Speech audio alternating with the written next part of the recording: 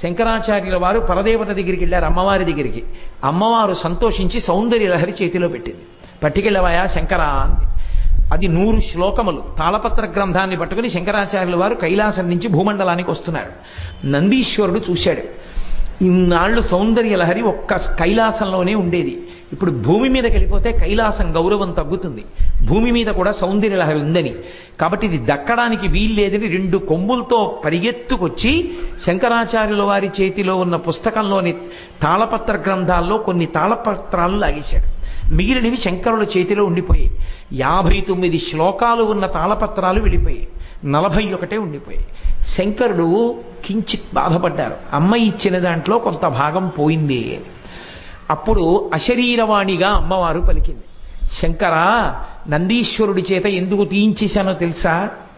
నువ్వు అపరశంకరుడివి, నువ్వు ఈ సౌందర్యలహరి శ్లోకాలు పూర్తి చెయ్యండి.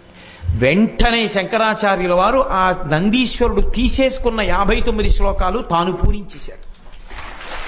పూరించి మొత్తం 100 శ్లోకాలని తీసుకుని భూమండలానికి తీసుకొచ్చారు. ఆ సౌందర్య లహరి అంత గొప్పది.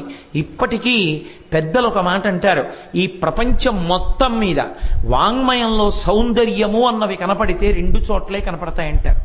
ఒకటి సౌందర్య లహరి, 2 సుందరకాండ. ఆ రెండే, ఇక 3వ స్థానం లేదంటారు.